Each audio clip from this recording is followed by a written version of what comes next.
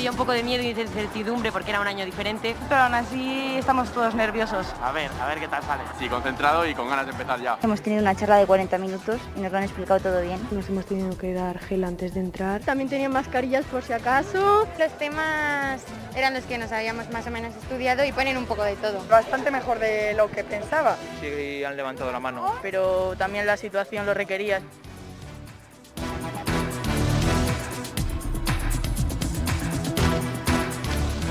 Muy buenas noches. Hoy son ellos los protagonistas, los alumnos que se han examinado de la prueba de acceso a la universidad, la temida EBAU. Parece ser hoy un poco menos. Ni con una pandemia, ni con un confinamiento y todo lo que eso ha conllevado para los alumnos, se ha conseguido que este curso hubiera una prueba única para toda España. Les escuchaban, han reconocido que se lo han puesto bastante fácil y que el temario era reducido. Bueno, ellos ya sabían que les iban a preguntar. Con la EBAU arranca nuestro Más que Palabras, en el que hoy estrenamos con tertulio. Fernando Rey, catedrático de Derecho Constitucional y ex consejero de Educación de la Junta de Castilla y León. Buenas noches. Muy buenas noches, Mati. Y Pablo Lago, director del Mundo de Castilla y León. Buenas noches. Buenas noches.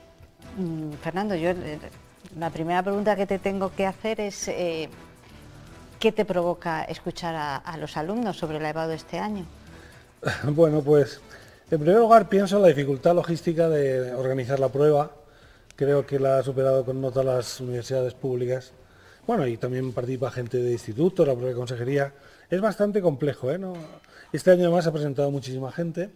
Es un año pues raro, rarísimo para todos. Es un año, se han presentado muchos sabiendo que sería... Bueno, primero se han presentado porque también la evaluación de bachillerato ha sido más benigna, ha habido muchos más aprobados. Aún así, Castilla y León ha exigido tener todo aprobado, porque hay algunas comunidades autónomas donde incluso han podido ir con suspensos de bachillerato. O sea, aquí estamos en las rebajas del verano, ¿no? Lo cual es un año tan raro que puede tener alguna comprensión. Lo que sí que adelanto es que no me gustaría que esto fuera la tónica general, ¿no? Porque en nuestro sistema no tenemos evaluación de resultado, tenemos evaluación de procesos. A los chavales se lo va examinando desde que apenas andan, ¿no? Pero hay que marcar algún punto donde hay que marcar nivel, porque en España además tenemos una gran desigualdad educativa entre comunidades, ¿no? Entonces, con esta barra libre, bueno, alguien dijo que era más fácil ser bueno que justo, ¿no? Entonces, es la EBAU de la bondad. Bueno, yo creo que por primera vez sí ha habido una EBAU única. Es decir, se ha puesto el nivel bajo. O sea, se ha hecho la EBAU de Canarias, se ha hecho la EBAU de Murcia, se ha hecho la EBAU de Extremadura. Digo, de los lugares donde el nivel, no lo digo yo, lo dicen los indicadores, lo dice PISA, lo sabe perfectamente el consejero. Entonces esta vez se ha hecho una EBAU única, se ha hecho una EBAU por debajo. Seguramente porque las circunstancias sean anómalas. Tiene que estar una EBAU muy por abajo cuando un muchacho sale diciendo han levantado la mano. O sea, nadie es tan expresivo como fue ese muchacho, han levantado la mano, más o menos el resto dijo, ha salido más o menos lo que nos habíamos estudiado, lo que nos habían dicho que nos estudiáramos. Pero es verdad que ha sido un año muy atípico y es verdad que no todos los alumnos han tenido las mismas posibilidades de exprimir los 3 meses de confinamiento de educación. Ha habido centros y ha habido docentes, en su inmensa mayoría, que se han esforzado enormemente, y luego ha habido centros que se han esforzado bastante menos, y luego incluso ha habido docentes, una minoría muy limitada, pero que ni ha aparecido. Entonces, no todo el mundo ha tenido incluso las mismas capacidades de estudio, de docencia. Entonces esta vez hemos puesto la EBAU única, que es la EBAU de Extremadura, de Canarias, de estos sitios que compiten en desigualdad contra nosotros porque baja mucho el nivel, les permite subir la nota. Entonces a los nuestros que están muy bien preparados les cuesta más hacer a la universidad por el modelo este tan extraño que tenemos de 17 ¿Cómo es tan EBAUs. difícil llegar a una EBAU única? ¿Por qué es tan difícil? Bueno, es un problema de filosofía. La EBAU única la tienen todos los países de alguna manera, pero es un problema de filosofía. Si tú pones un listón único para todo el país, salen las vergüenzas de las comunidades autónomas donde el nivel es más bajo. Eso hace que todas las comunidades autónomas con malos resultados, los peores resultados escolares, no quieran. Y esto estamos hablando de Madrid para abajo, básicamente, ¿no? Y las islas, Levante y tal. Claro, además, los nacionalistas periféricos tampoco quieren nada que huela a algo único, ¿no? Si además sumas el populismo escolar de, en fin, bueno, los chicos sé que, como el otro día que hablabas de la LOMLOE, no es una ley de reforma escolar, es una ley de satisfacción del alumnado y para que los alumnos sean más felices, ¿no? Entonces, si tú bajas, desplomas el nivel. ¿Cuál es el problema de hacer, este año se entiende, yo no soy purista, lo entiendo perfectamente, pero debemos volver a cierta normalidad. Aún así, ha sido más difícil en Castilla y León que en otras comunidades autónomas, porque en otras comunidades autónomas tenían menos temas aún. Aquí ha sido más fácil porque les han dado a elegir los alumnos entre varias respuestas posibles. Han aumentado la optatividad, con lo cual prácticamente el alumnado estudiando menos temario, pues lo puede hacer mejor, ¿no? ¿Y entonces cómo ha sido menos en otros sitios? ¿Que les han dado a elegir la nota? No, bueno, prácticamente. Que entraran y pusieran la nota que quisieran ellos. ¿O prácticamente, les han quitado temas y además les han aumentado la optatividad. Decir, bueno, es digamos, un EBAU de barrio sésamo. El problema es que si tú haces esto, si tú pones una EBAU flojita, desplomas bachillerato. O sea, porque al final bachillerato teóricamente se supone que es para conseguir no sé qué competencias. En la práctica, en la realidad, el bachillerato ya desde primero es para preparar bien la EBAU. De tal manera que tú bajas el nivel de la EBAU, pues te has desplomado el bachillerato, que son años clave para hacer luego una carrera universitaria. Y desplomar la inmediatez, que es la universidad, que pones además en riesgo la universidad, porque nuestras universidades tampoco es que estén muy lustrosas, también por los indicadores que hay, extrañamente, pero también se produce esa situación. A ver, ¿por qué no hay EBAU única? Pues está muy claro, hay que mirar cuáles son las comunidades que no la quieren. Las comunidades que no la quieren son, lo único que hay que irse al informe PISA, que el informe PISA no deja de ser un informe y un indicador. El problema es que la EBAU es ya una realidad, que te da acceso a el canal que te va a permitir una vida profesional, claro, y construir un proyecto de vida, claro. Pues ya, pero con lo de PISA, pues Andalucía pasa la vergüenza una semana y sigue para adelante. Extremadura le pasa 3/4 de lo mismo, Canarias, Murcia, las comunidades Castilla-La Mancha, y no dejas un indicador. Lo otro ya afecta directamente a la vida de la gente y a la vida de los jóvenes, y eso, claro, ya le afecta a los políticos. Quiero que veáis, sí, vamos a seguir, quiero que porque es una imagen que nos ha impactado a todos, de hecho nosotros la hemos rescatado para nuestros informativos, que es cómo recibían a los alumnos en el campus de Segovia.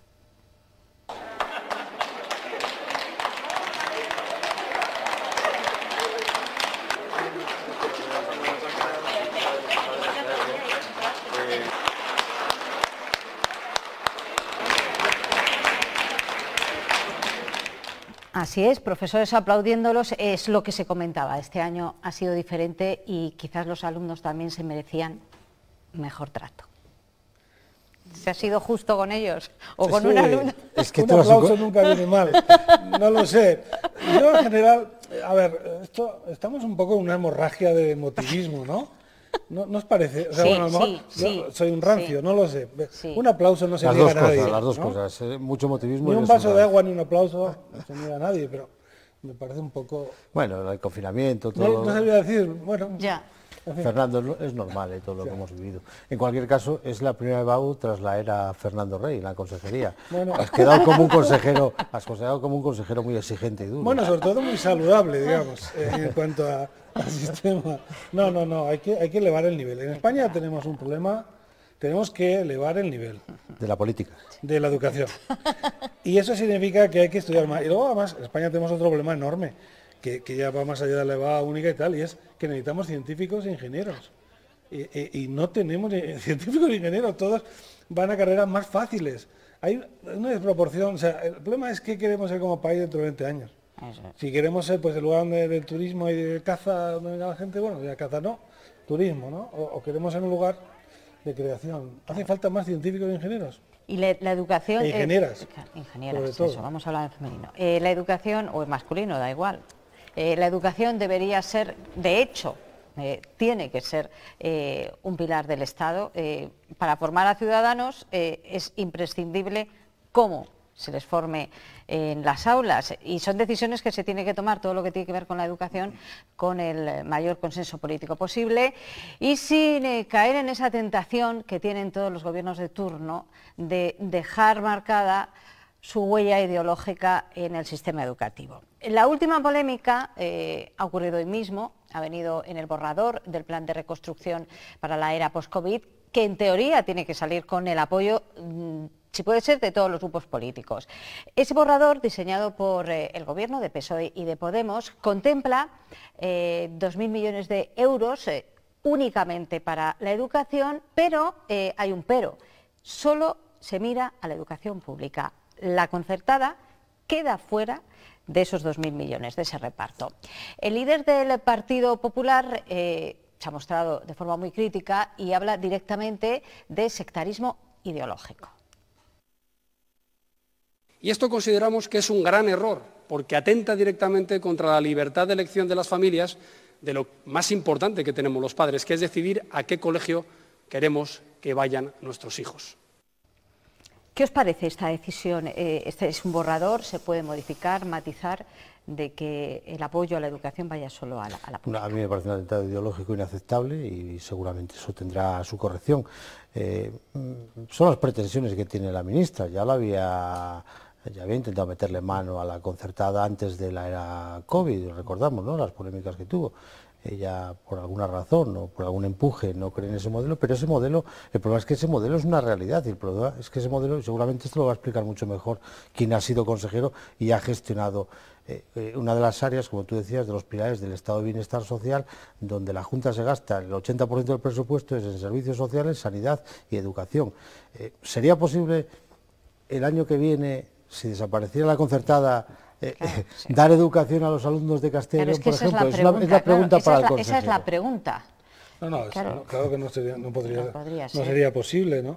Es un tercio de todo el sistema educativo, es la concertada. En las ciudades ese tercio se transforma prácticamente en más de la mitad, ¿no? Pero es que además la Constitución habla de la libertad de enseñanza, porque la educación concertada es también un ejercicio de libertad ideológica, de libertad de expresión, de libertad religiosa, de libertad de empresa, de propiedad privada, que son todos derechos fundamentales también amparados por la Constitución. Y el sistema de conciertos, que es bastante original en España, pues fue un hallazgo feliz, ¿sabéis de quién? No fue de Pablo Casado, fue del Partido Socialista.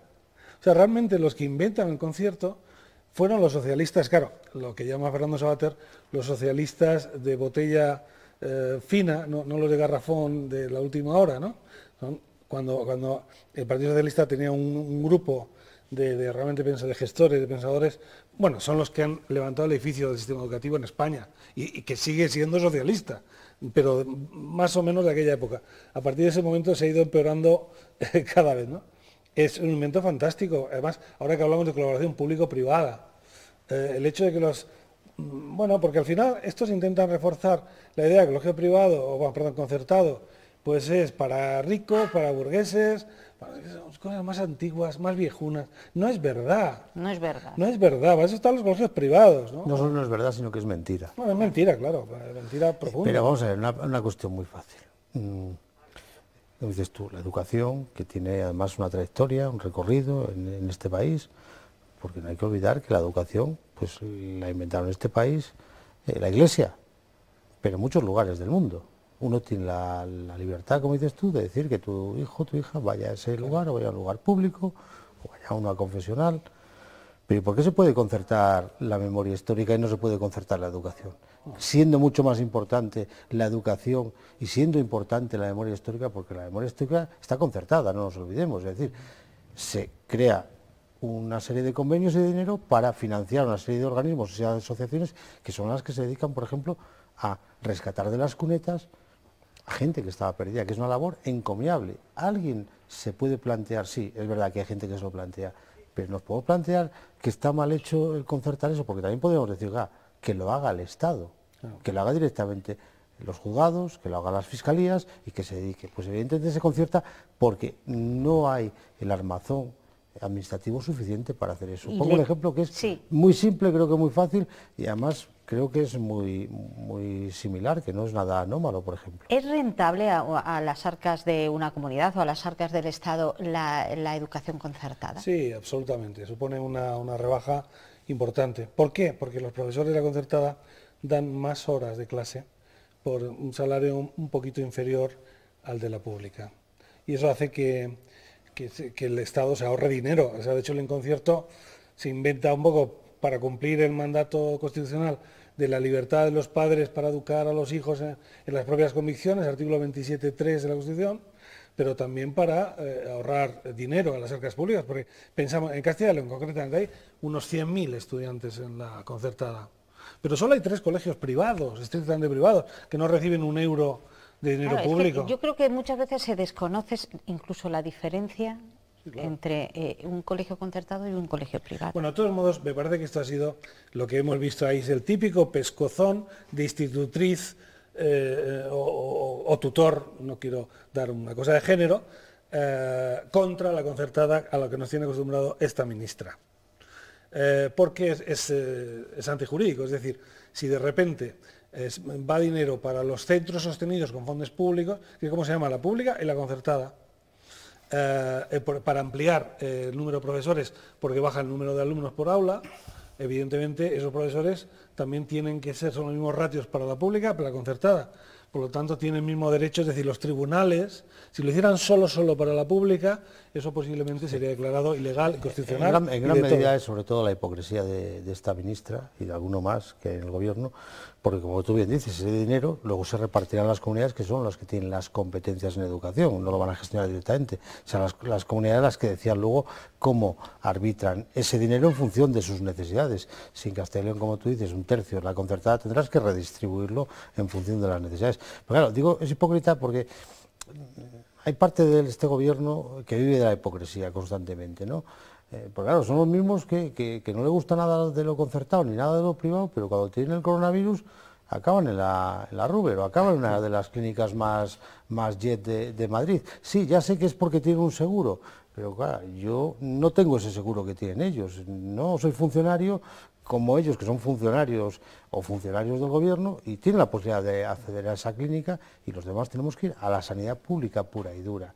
Son estos mismos, ¿vale?, los que predican una cosa y se aplican la contraria. Bueno, la ministra en particular, cuando fue consejera de Educación del País Vasco, hay que recordar que allí la concertada y la privada tiene un índice superior a la mitad. Hay más, porque ellos tienen la Sicastola, toda la red pública, es una, digamos, concertada un poco peculiar, pero esta mujer tampoco sabe lo que es tener un sistema fundamentalmente público de educación, ¿no? Dile al País Vasco que le viene la concertada. Has puesto un ejemplo magnífico. Que publifique los centros, que empiecen por ahí y luego vamos. Es todo un poco en esa línea de doble moral. Ha sido, ¿no os acordáis que la ministra ha hecho ya varias de estas? Intentonas, sí.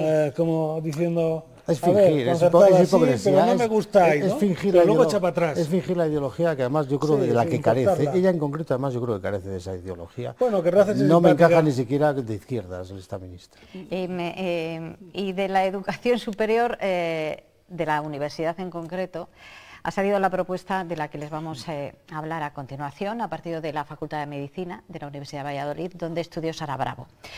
Una joven que vivía por y para la medicina y fue ejerciendo su profesión donde contagió la enfermedad que acabó con su vida hace unos meses. Tenía solo 28 años y estaba haciendo el MIR en el Centro de Salud de Mota del Cuervo, en Cuenca. Es la profesional sanitaria más joven que ha muerto por culpa del coronavirus. La Universidad de Valladolid quiere que sea su madre la que reciba el Premio Princesa de Asturias de la Concordia, que como saben este año se ha recaído en todo el personal sanitario. Se lo han pedido ya por carta a la Fundación.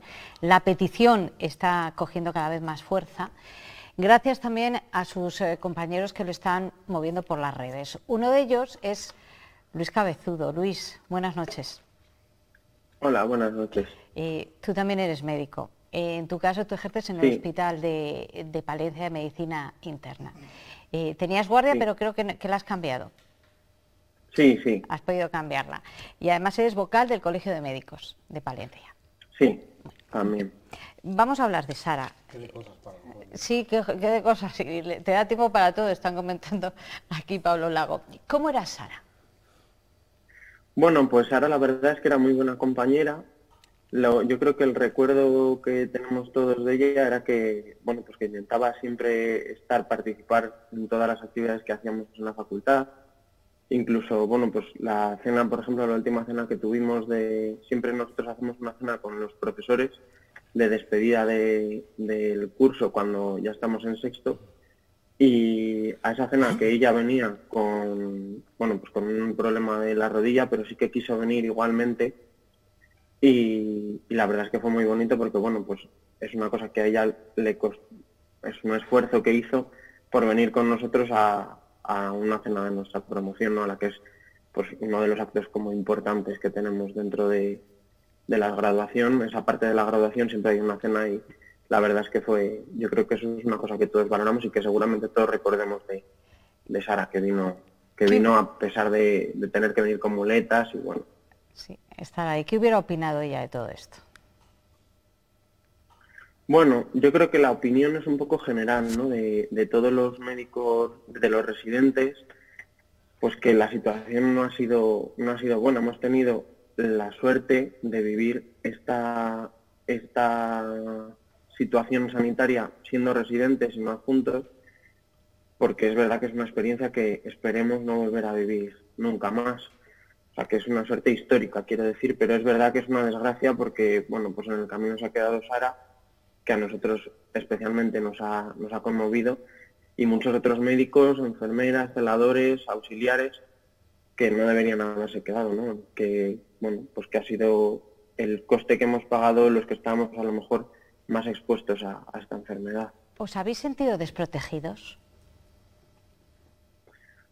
Yo no creo que la palabra sea desprotegidos, pero sí que yo creo que lo que nos hemos sentido es revalorados, ¿no?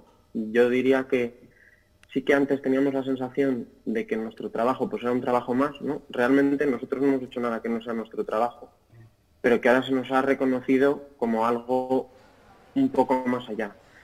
La desprotección, pues según a quien preguntemos, seguramente si preguntamos a los políticos, pues nos dirán una cosa, aunque nosotros es verdad que no ha sido una desprotección de faltas de equipos, porque es verdad que no podemos decir tampoco que haya habido falta en todos los sitios. Sí que en muchos sitios ha habido mucha falta de equipos, porque se ha intentado ahorrar, porque no se sabía cuánto iba a durar esto, o sea, que entendemos que es muy complicado y que realmente nadie estaba preparado para una situación como esta, pero es verdad que, bueno, que al final el residente pues es el que está un poco al final de la cadena de los médicos. No somos los médicos que nos estamos formando y no tenemos ni tanta experiencia ni tantas tablas como tienen otros compañeros. Y bueno, pues en nuestro caso, Sara, médico de familia, o especialidades como interna, neumología, cuidados intensivos, que hemos estado tal vez más al frente de esta situación, o que hemos recibido la ola, digamos, de una manera pues más dura, nos ha golpeado más a nuestros servicios, pues sí que hemos visto como de un servicio que estaba bien configurado, bien organizado, pues de repente lo teníamos que reestructurar casi al día, ¿no? Habéis sido la guardia pretoriana de todos los españoles, estabais ahí en primera línea. Ellos os lo reconocían, todos os lo reconocíamos con esos aplausos diarios, pero ya sabes que tenemos una memoria muy pequeña, se nos olvidan las cosas con demasiada... Sí, la memoria es verdad que es corta. ¿Verdad? Y que, bueno, pues sí que lo decíamos, ¿no? Cuando solíamos aplaudir, pues siempre, incluso desde la Vocalía Nacional de Médicos Jóvenes y de empleo precario, pues lo que intentábamos era decir, bueno, sí que está bien que se nos aplauda, pero cuando nosotros salgamos a pedir material o a pedir más plazas, porque realmente lo que nos hace falta no es material muchas veces, sino más médicos. No nos engañemos, un respirador lo podemos conseguir, lo que no conseguimos es gente que esté pendiente del respirador.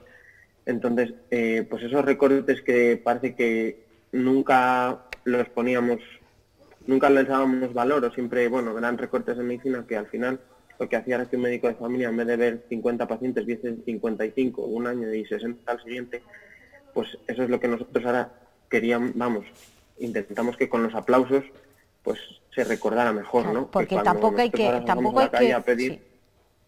Claro, yo no quiero olvidar una cosa, porque eso es una queja que está ahí, que se está produciendo, no sé si en Castilla y León se produce, pero sí que en la Comunidad de Madrid está pasando. Habéis hecho, los jóvenes, los MIR, habéis hecho un trabajo fundamental. Hablas de suerte, yo entiendo cuando dices la palabra suerte a lo que te refieres, pero luego quizás la propia administración no os lo está pagando como debería. ¿Cuántos de vosotros vais a tener una plaza asegurada? Claro, parece que cuando nosotros nos quejamos de que no se nos paga o que no se nos reconoce, más bien es un reconocimiento.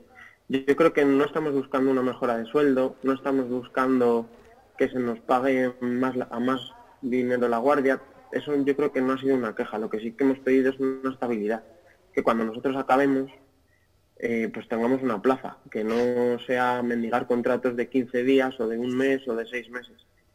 Tenemos siempre en nuestra contra que parece que cuando un médico acaba hace el MIR se coloca y ya tiene un contrato. Lo que se olvida a la gente es que nosotros tenemos un contrato de 4 o de 5 años y que pasados esos 4 o 5 años volvemos a estar en el paro. Con suerte pues uno se estabiliza en una ciudad y consigue, pues por ejemplo, viviendo en una ciudad como Valladolid, pues trabajar en Segovia, en Palencia, en Medina, en Valladolid, pues eso te da un campo que bueno, que está bien, pero claro, todo el mundo le gustaría que si durante 5 años pues uno acaba casi con 30 años la especialidad, por decir, con 30 años ya tengo mi vida hecha en un sitio, no cojo las maletas y me voy, como ocurre pues casi en el 80% de los casos, ¿no? Cuando acabamos nadie, es raro que nos quedemos, lo ideal es que nos quedemos, y es verdad que nuestros jefes en muchos casos, en nuestros servicios, intentan que sus residentes se queden, pero no siempre se consigue porque hay falta de plazas. Vuestros servicios lo intentan, pero lo que dices tú, lamentablemente no se consigue. Muchísimas gracias, Luis, por haber estado aquí esta noche, por dar ese apoyo a esa propuesta y también por explicarnos cuál es el futuro de los MIR, que no es tan fácil como nos creemos. Muchas gracias a vosotros y yo creo que, bueno, que muchas gracias por apoyar la iniciativa de que la madre de Sara sea quien recoja el premio Príncipe de Asturias, porque realmente pues yo creo que su memoria se lo merece y bueno, es lo ideal, ¿no? Perdón, el premio Princesa de Asturias. Princesa, que creo que sí. Luis, muchas gracias. Muchas gracias. Gracias. Yo creo que ese testimonio lo dice todo, cuál es la realidad de la medicina española cuando decimos que no les cuidamos. Eso es no cuidar al personal sanitario. No, por supuesto, ¿no?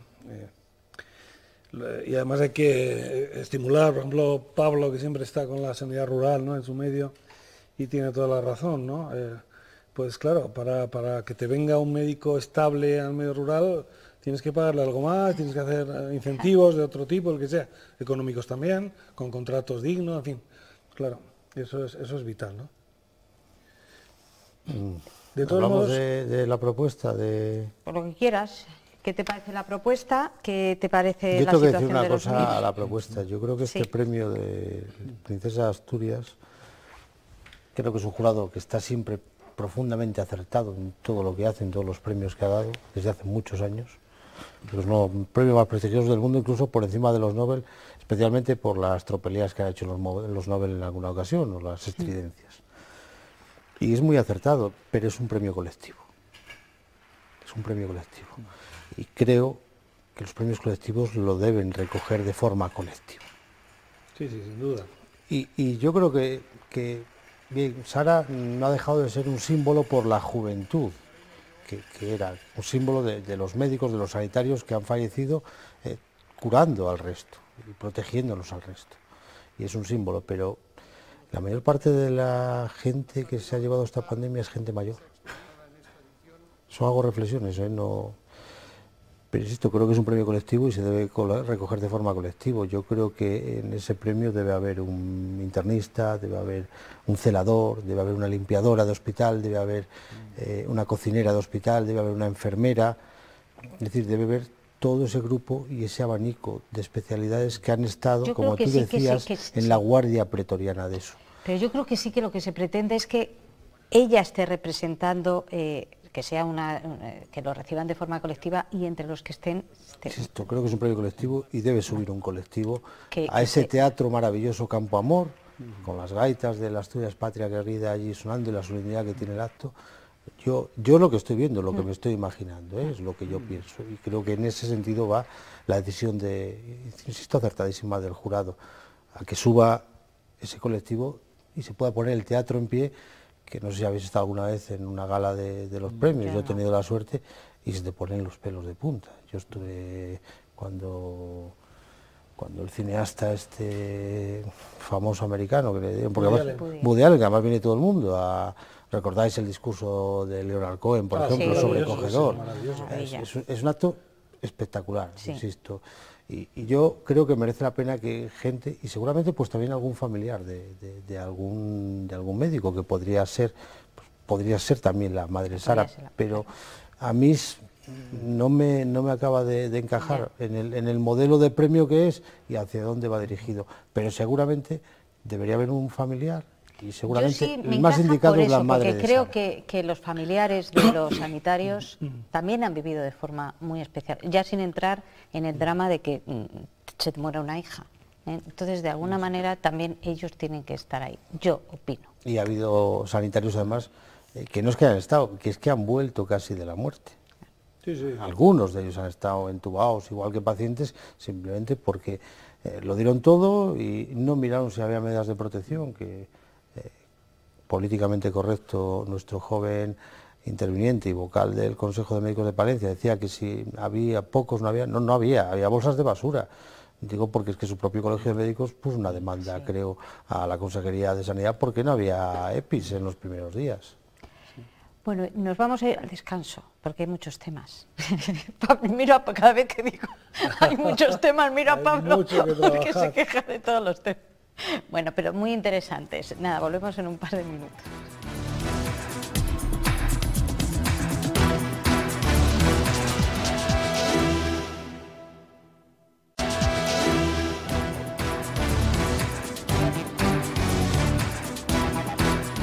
Ya estamos de vuelta, retomamos la tertulia y miramos al Parlamento de la Comunidad. Tengo un amigo que cada vez que hablamos de que propuestas, comisiones informativas, todos estos términos políticos, él dice, bueno, el bla bla bla de la política. Bueno, pues vamos a hablar del bla bla bla de la política, que es lo que se ha hecho hoy, en la última sesión del debate de política general sobre el estado de la comunidad, con la presentación y la votación de las propuestas. Finalmente se han presentado 120, 74 se han aprobado, 60 de ellas del Partido Popular y de Ciudadanos, 4 del PSOE y 11 del Grupo Mixto, muchas relacionadas con la pandemia, otras con la educación, como la EBAU, también ha salido a colación, y otras como la de la UPL, pidiendo, que ha salido adelante por unanimidad, pidiendo que los fondos de la transición energética no dejen fuera a los ayuntamientos mineros. Lo que sí hoy ya se ha notado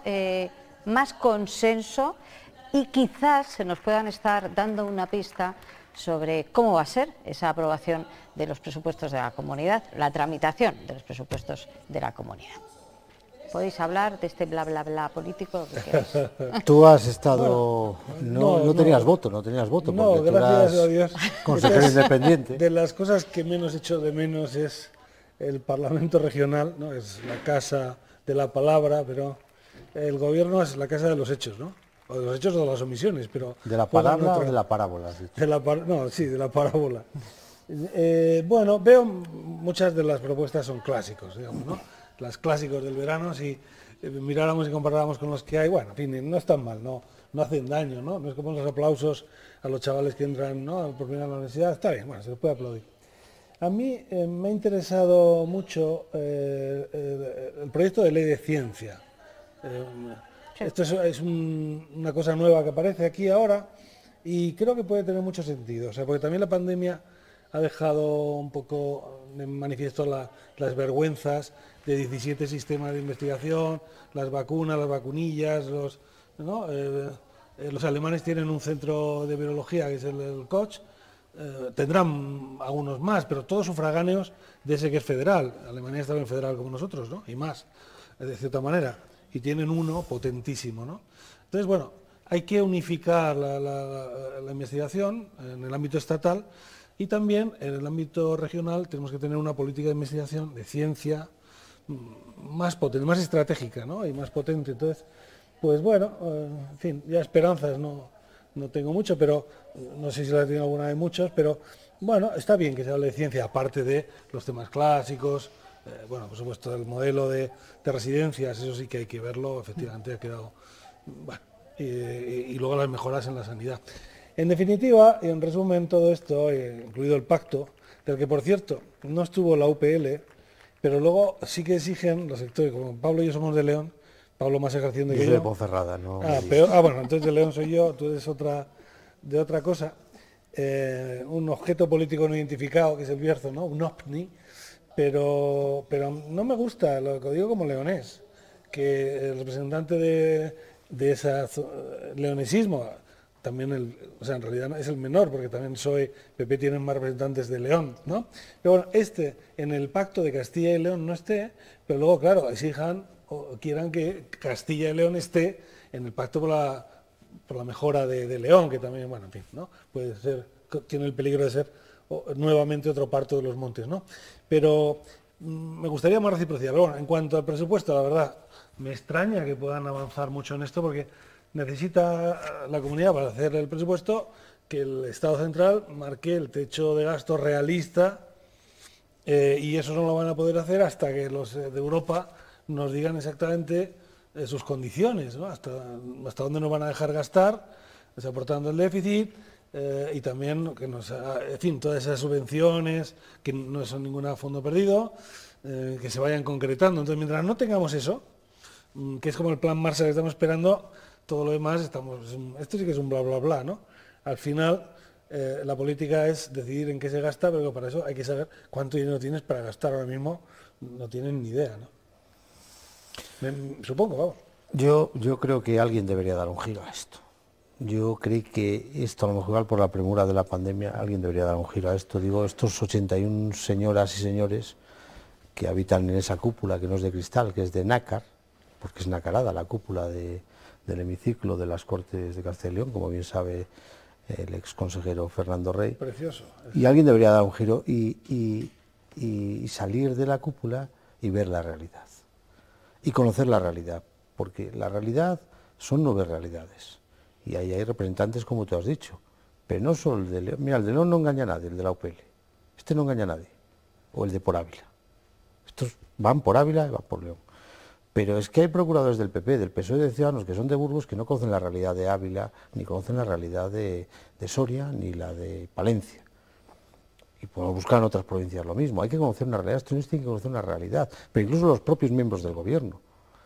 Si es que la consejera de Sanidad tiene un absoluto desconocimiento de lo que es el mundo rural para saber cómo hay que gestionar la sanidad rural, porque la sanidad para ella cree que es todo lo que pasa en un despacho que está a las puertas del Paseo Zorrilla, céntrico Paseo Zorrilla de Valladolid.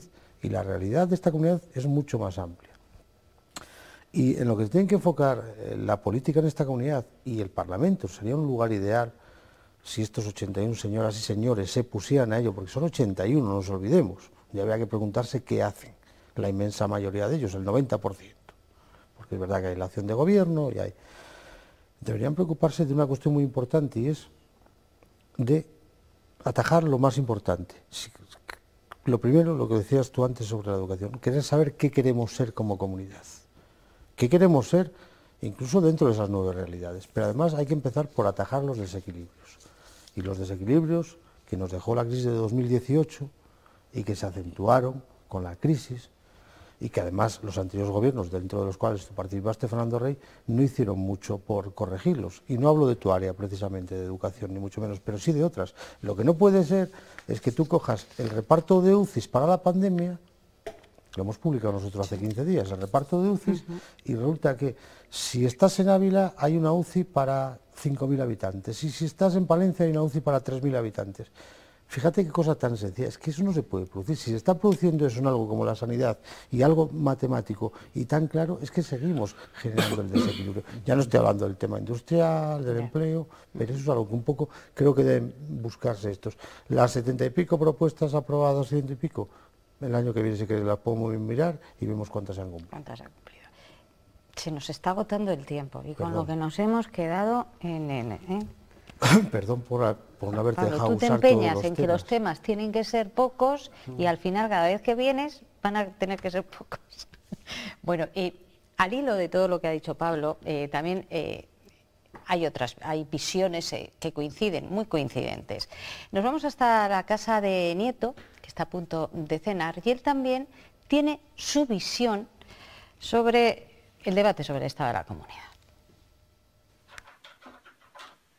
Es verdad, Natividad, iba a cenar. Pero es que he estado viendo el debate sobre el estado de Castilla y León en las Cortes, en el que los políticos hablan de sí mismos, se celebran, se critican su capacidad dialéctica. Y mientras tanto, en Berilla del Río Carrión y en Cubillos del Sil, los vecinos veían con tristeza cómo se cerraban las centrales térmicas. Ese es el estado de Castilla y León. ¿Qué haremos con las chimeneas de las centrales térmicas? Pues no se me ocurre. Pero está claro que esta alita de pollo puede aguantar un día más en el frigorífico perfectamente.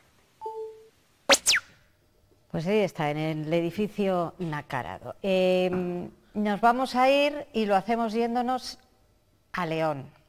El director del Diario de León, Joaquín Sánchez Torné, nos cuenta que lleva en portada. Hola, buenas noches Nati y buenas noches a los telespectadores de las 7 de Castilla y León. Mañana el Diario de León abre sus páginas con la firma del convenio por parte de la Diputación y la Junta de Castilla y León para invertir 5,3 millones de euros en ampliar la cobertura de los pueblos de la provincia de León. Será en un plazo de 3 años. Además, ilustramos la primera con la bendición simbólica del nuevo Museo de la Semana Santa, una inversión que lleva mucho tiempo y que además es muy esperada por los leoneses. Nada más y muchas gracias. Buenas noches. Buenas noches, Joaquín, y buenas noches a vosotros. Buenas Qué noches. bien. ¿Se os ha hecho corto? Sí, cortísimo, ¿no? El problema es que a los espectadores les ha hecho demasiado largo. No, claro. no, a los espectadores, que yo les conozco, ¿verdad? Seguro que se les ha hecho cortísimo, como a mí. Un placer compartir Gracias. contigo siempre y con Fernando Rey. Con gusto, muchísimas gracias y les espero mañana.